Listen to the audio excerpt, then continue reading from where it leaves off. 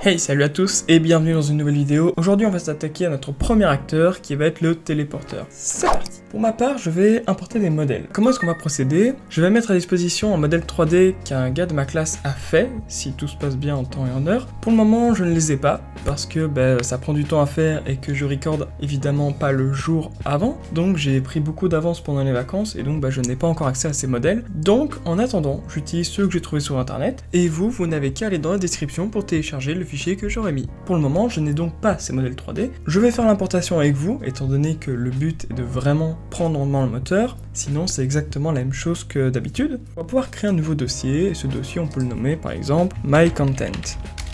Alors pourquoi je fais ça? Normalement je pourrais mettre mesh, etc. et des textures, mais là, étant donné que c'est mon contenu, je vais également pouvoir créer des sous-dossiers avec les textures, les matériaux, les sons et les modèles, comme ceci.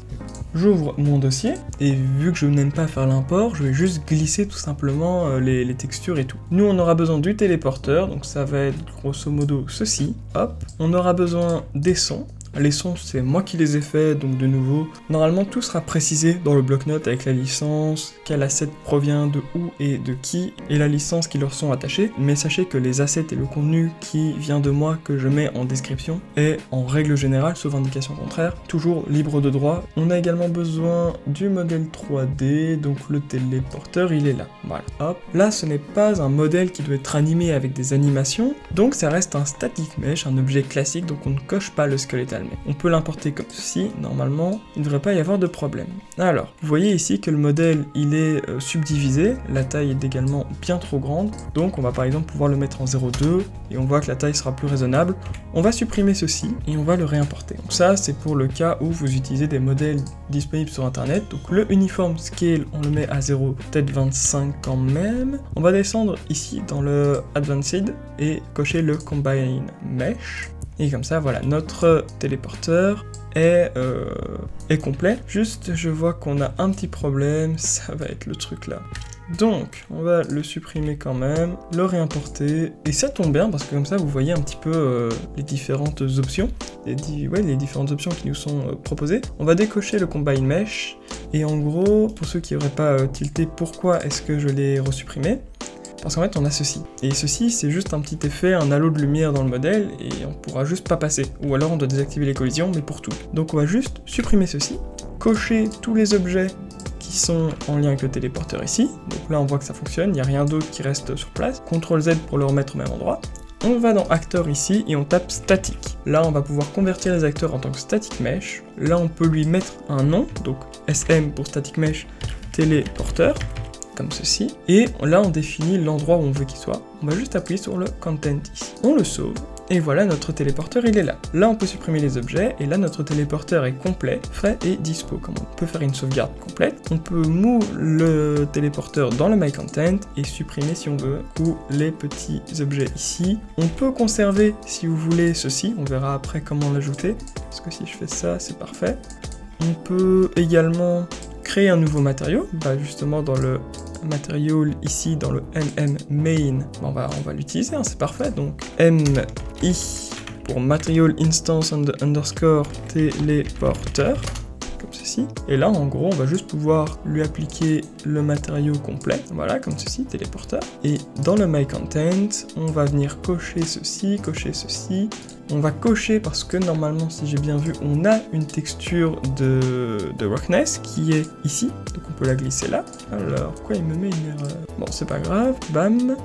On va venir appliquer ici, et le normal qui est là, roughness texture, c'est bon là, alors on va quand même mettre une texture par défaut au cas où. On n'a qu'à mettre celle-là, appliquer, sauvegarder, on va décocher ici quand même. Ok, donc c'était juste le fait qu'il n'y avait pas de texture par défaut dans le main material qui a fait que ça ne fonctionnait pas. Comme vous pouvez le voir, ça fonctionne très très bien. C'est un main material, donc vous voyez qu'on a nos textures de boue, enfin notre matériau de boue, de métal, d'herbe, et même maintenant pour notre téléporteur, c'est le même matériau, donc ça ne devra charger qu'une seule fois, et ensuite charger les petites instances. C'est parfait, on va également, si on veut, créer le le shader. Donc maintenant, vous voyez que le matériau n'est pas appliqué parce qu'on l'a juste glissé. Donc en ouvrant le static mesh, on va pouvoir mettre ici le téléporteur. Alors plutôt que de toujours chercher téléporteur nanani nana, on va revenir dans le material, juste faire un clic, et ensuite on va pouvoir venir ici, faire les petites flèches pour l'attribuer. Et ici c'est un beam, un halo de lumière, donc on va juste créer cette espèce de halo de lumière, donc on peut le renommer, en tant que m_beam, et là, ça tombe bien, on a déjà un constante vecteur 3, même élevé au rang de paramètre, donc on peut le renommer en tant que color. On peut l'ajouter ici, on peut lui mettre du bleu clair, donc ça doit être du 0,05 et 1, voilà. Et on va même le mettre, on va lui ajouter une multiplication pour multiplier la puissance de la lumière par exemple 3, comme ceci. Et ce qu'on va faire, c'est que maintenant on va lui donner un look transparent, donc dans le blend mode, on va le passer en translucent, et ici dans l'opacity, on peut par exemple le mettre à 0,5, ou alors vous créez S-clic gauche, opacity, comme ceci, pour avoir un paramètre beaucoup plus de nouveau paramétrable si vous en créez des instances. Voilà, on applique, on sauvegarde, et comme ça, vous voyez que maintenant on a un beau petit halo de lumière, mais il y a un truc qui fonctionne pas, c'est qu'en fait, bah voilà, vous voyez avec le contour ici que ça ne se voit pas des deux côtés, donc on va juste devoir venir cocher ici le two-sided, donc le deux faces. Maintenant que ça fonctionne, le téléporteur visuellement il est prêt, on va pouvoir s'attaquer au codage. C'est parti. En tout cas vous voyez que l'intégration de modèles 3D pris sur internet n'est pas toujours évidente. Après j'ai également aussi des maps qui n'ont pas été utilisées, mais bon ce n'est pas grave, on peut créer un nouveau matériau, même si là on a utilisé le main material pour avoir une optimisation parfaite. Ce qu'on va faire maintenant, je me mets en grand écran vous le savez, on va dans le My Content et on peut faire un clic droit, Blueprint Class, Actor. Qu'est-ce que l'acteur vient faire là? Bah tout simplement le téléporteur, ça va être un modèle 3D qui va contenir une hitbox, et quand on va rentrer dans cette hitbox, on va nous téléporter à une position donnée. Blueprint égale bp underscore téléporteur. Et là, tout dépend de ce que vous voulez faire, parce qu'on pourrait créer le téléporteur A et le téléporteur B, on pourrait juste créer un seul téléporteur, et voilà. Moi, ce que je vais faire dans cette vidéo, c'est que je vais créer le téléporteur A avec celui qui va recevoir le téléporteur B. Donc, téléporteur underscore A, et on va pouvoir directement l'ouvrir, comme ceci. On va pouvoir placer un static mesh, ici, static mesh x2, donc on le duplique. Pourquoi x2? Parce qu'on aura le 1 et le 2. Donc on peut venir le sélectionner et le dropper. On peut appuyer sur F pour faire un focus. On vient sur l'autre et je me demande si... Voilà, en faisant ça, on ne l'a pas directement. C'est parfait. Le static mesh 1, qui va être l'espèce de beam, de halo de lumière, on peut le renommer pour avoir plus de facilité si on veut. Téléporteur. On sélectionne et on descend jusqu'à la partie collision. Dans la partie collision, on va tout simplement mettre un No Collision pour qu'il ne nous dérange pas. On va supprimer maintenant les static mesh pour placer uniquement notre acteur. Si jamais je le lance, alors j'ai quelques problèmes apparemment de collision ici. On va s'assurer que les collisions soient bien activées. Je fais un block all à mon avis. Ça va quand même pas bien fonctionner. Ouais. Alors, on va devoir ajouter des collisions nous-mêmes dans notre static mesh. C'est vraiment bien que le modèle ne soit pas parfait dès le départ, ça nous montre un petit peu toutes les possibilités. Donc juste là, concrètement, il n'a pas de collision. Donc on va pouvoir lui ajouter des auto-convex collision pour lui ajouter des collisions par défaut. Si je les passe comme ça, que si je fais ça pour utiliser les collisions simples en tant que collision complexe, ça ne fera rien. Et si je fais l'inverse, comme ceci. Normalement, là, on aura des collisions méga précises, et c'est utilisé avec parcimonie, voilà. Parce que c'est tellement précis que ça va consommer beaucoup de calculs, parce que par exemple même les fils auront leur propre collision. Donc là ça fonctionne, on a un seul modèle sur notre scène, notre jeu est pas hyper grand, donc c'est pas trop grave. Mais c'est vrai que si maintenant tous nos objets 3D ont une collision complexe comme ça va vraiment faire beaucoup. On peut voir si on ne peut pas ici essayer de modifier un petit peu la précision, pour donner plutôt remettre en tant que collision simple, et modifier ici un petit peu la précision, voilà. Donc là vous voyez qu'on est un petit peu moins précis, mais c'est pas grave, ce sera juste le modèle d'un téléporteur, on va pas en faire un table. Ce qui va être intéressant, c'est que je vais essayer vraiment de rendre le portail le plus paramétrable possible pour que vous puissiez vous amuser. J'entends par là qu'on va pouvoir ajouter par exemple un point light. Ce point light, on va l'attacher à notre beam parce que ça va être l'effet un peu de lumière. On peut bouger le point light pour le mettre par exemple comme ceci. Et on peut lui mettre une couleur comme du bleu. Donc on peut lui mettre par exemple le même code couleur ici, 1.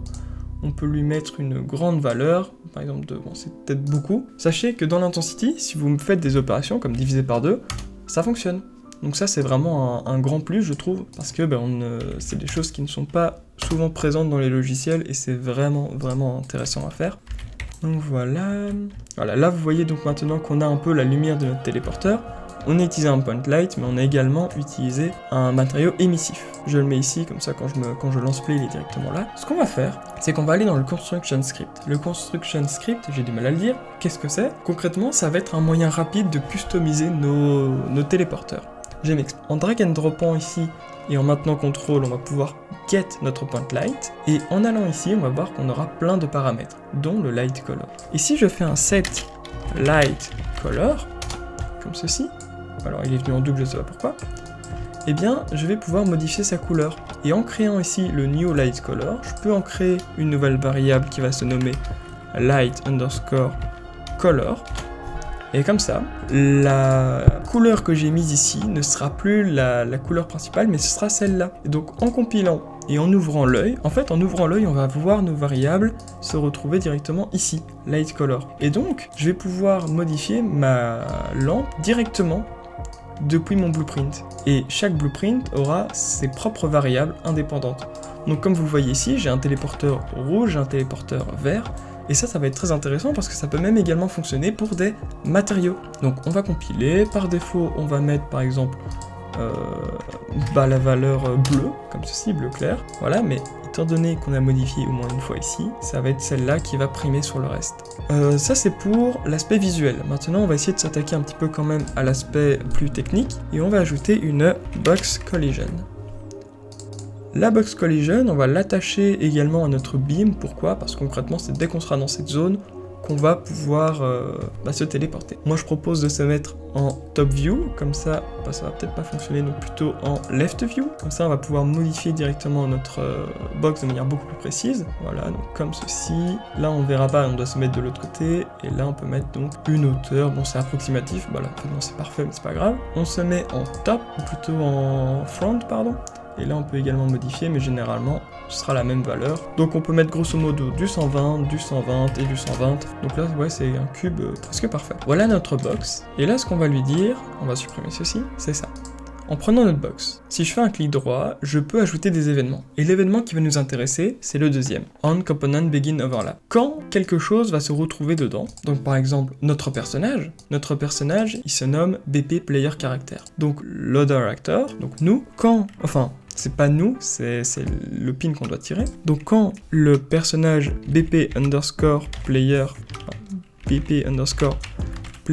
nanana, là on le trouve pas. Par contre si on fait un cast to BP underscore player character, parce qu'en gros on va devoir dire qu'on veut l'appeler lui.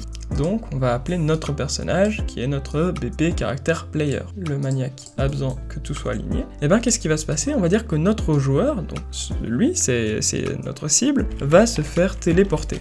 Oui, on a de la chance, il y a déjà une fonction téléportation. Soit on fait un clic droit, on promouvoit une variable, cette variable on l'ouvre, comme ça on peut modifier directement la position.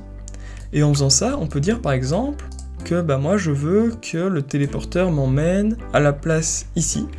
On va reprendre la position, on la copie, et là on la colle, paste, je supprime ceci, et voilà, si maintenant je le lance, et ben voilà, je me retrouve téléporté.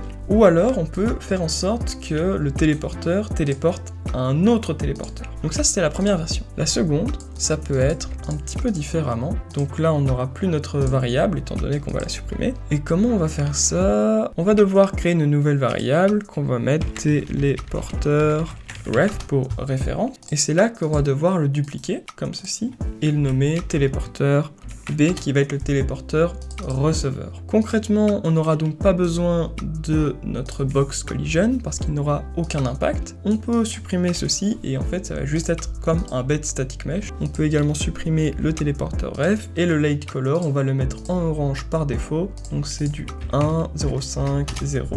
Voilà. Et si on veut, on peut créer également une nouvelle couleur pour notre beam en cliquant ici, ME orange, hop, et on va mettre les mêmes valeurs pour que ce soit cohérent, comme ceci. Là, on aura notre deuxième téléporteur qui sera donc le receveur. On va le glisser ici, ou ouais, par exemple ici, voilà. Et donc celui-là ne sera que l'endroit pour le recevoir. Il ne pourra pas se téléporter du orange vers le bleu, mais seulement du bleu vers le orange. On peut donc maintenant fermer celui-là, on n'en aura plus besoin. Et dans le téléporteur A, ce qu'on va faire, c'est qu'on va mettre notre référence. Donc téléporteur ref, ça va être le téléporteur B. On va pouvoir l'ouvrir. Comme ça, en ouvrant, qu'est-ce qu'on va remarquer? On a téléporteur ref. Oh, sur le niveau, on a notre téléporteur B.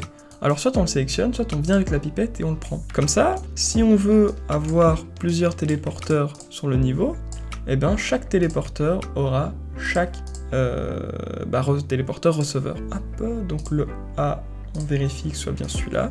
Salut à tous, c'est le matheux du montage, et la suite ne s'est pas enregistrée, j'ai vraiment le seum, mais c'est pas grave, on va continuer. On avait une fonction pour se téléporter, téléporteur, téléporte comme ceci, on la relie, qui se téléporte, c'est notre joueur qui va se téléporter. La position voulue va être définie selon notre référence qui est un get, et qui est donc le téléporteur. On va donc pouvoir, par exemple, moi je propose de prendre le point light qui est ici. Pourquoi le point light? Tout simplement parce que c'est celui qui est le plus en hauteur et qui est suffisamment loin des modèles 3D qui peut éviter tout bug de collision. On va pouvoir tirer notre point light, donc get point light.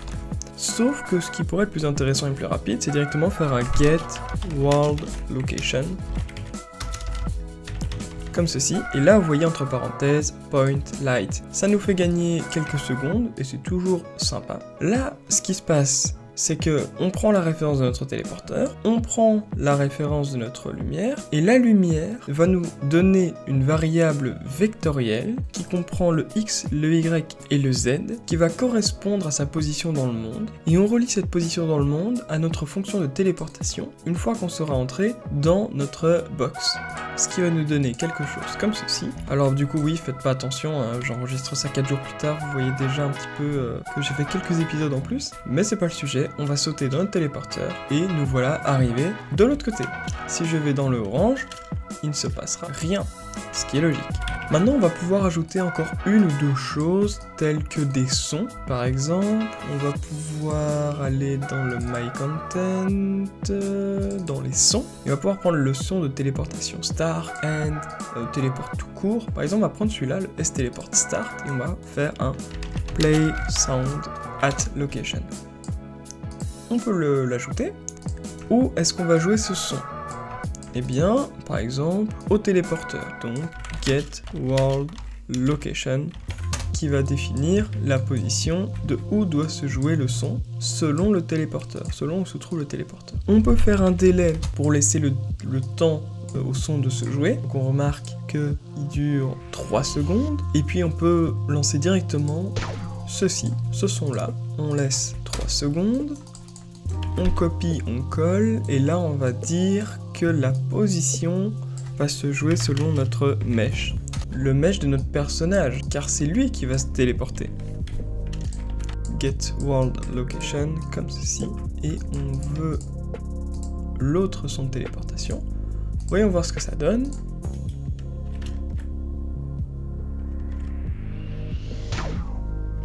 Voilà. On peut, si on veut, ajouter des particules Niagara, etc., etc. Ce qu'on va pouvoir faire, c'est ajouter une condition pour vérifier qu'il est toujours bien dans le téléporteur. Notre box collision, si on demande ici, c'est si quelque chose sort. Le quelque chose en question, on va tirer en faisant un cast to pour dire on veut que cette référence soit notre BP character player. Si l'acteur character player sort de la boîte, alors tatata. Ce qu'on va faire, c'est qu'on va mettre un is in zone, donc ou juste is zone par exemple, pour lui demander si on est toujours dans la zone. Là, on voit que on est sorti de la zone. Là, par contre, on vient de rentrer, donc on peut cocher ceci et dire on est dans la zone. On peut laisser 3 secondes, et ça peut être intéressant parce que là, au moment où les 3 secondes se terminent, on peut poser la vérification. Est-ce qu'on est toujours dans la zone? Si oui, alors on va se téléporter, sinon c'est qu'on est sorti. On regarde, on rentre, 1 seconde, 2 secondes. Voilà, le son s'est joué, mais il s'est arrêté. 1 seconde, 2 secondes, 3 secondes, et je me fais bien téléporter. Donc ça peut être intéressant, ça peut être une petite vérification supplémentaire. Il faudra juste mettre un petit peu d'ordre dans le blueprint, on va pas faire ça ici, la vidéo sera déjà assez longue. Et maintenant, la dernière option, la dernière petite chose qu'on va pouvoir faire, que je trouve plutôt amusante à faire, ça va être la personnalisation complète. Là, on voit qu'on peut modifier la couleur de notre point light, mais pas de notre beam. Et ben on va faire ça maintenant. Franchement, ça n'a rien de bien sorcier, on a modifié notre light dans notre construction script, et c'est exactement là qu'on va retourner. On va dans notre beam, on va le prendre en tant que référence get. Il faut savoir qu'on peut créer ce qu'on appelle un matériau dynamique, donc create dynamic material instance, et le blueprint va transformer son matériau en matériau dynamique, ça veut dire qu'il va pouvoir changer ses paramètres, pas les constantes, les paramètres pendant le jeu. La source du matériau, on peut pas le relier, c'est pourtant notre élément matériau il est là. Eh bien, on peut simplement, si on veut être vraiment précis, faire un get material, comme ça on récupère. Là, vous voyez, on a élément index, qu'est-ce que c'est que ce... c'est vrai qu'ici, on a rien, on n'en a qu'un seul, notre matériau, et c'est le élément 0, donc il n'y a rien à toucher. Mais là, pour le téléporteur, on peut voir qu'on a l'élément 0, 1, 2, 3. Mais là, admettons qu'on veut modifier le matériau, ou plutôt le paramètre du matériau de l'élément 2, il faudrait taper élément index 2. Là, ça reste à 0.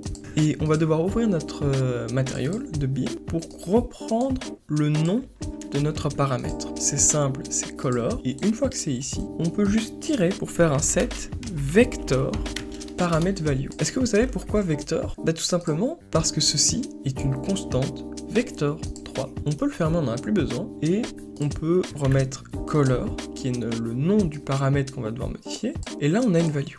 Plutôt que de recréer une variable color, on a tout simplement notre light color qu'on va relier. Comme ça, on peut juste, si on veut la relier en tant que color simple, on compile, on sauvegarde, et maintenant, si je duplique mon téléporteur, je viens ici, voilà, notre beam, notre effet, notre halo de lumière modifie en même temps que notre point light, comme ça on peut vraiment avoir des téléporteurs totalement customisés. Voilà les gars, c'est tout pour cette vidéo, j'espère que ça vous a plu. Si vous avez des questions, n'hésitez pas à me les dire en commentaire. Moi je vous donne rendez-vous dans une prochaine vidéo, à la prochaine, ciao tout le monde.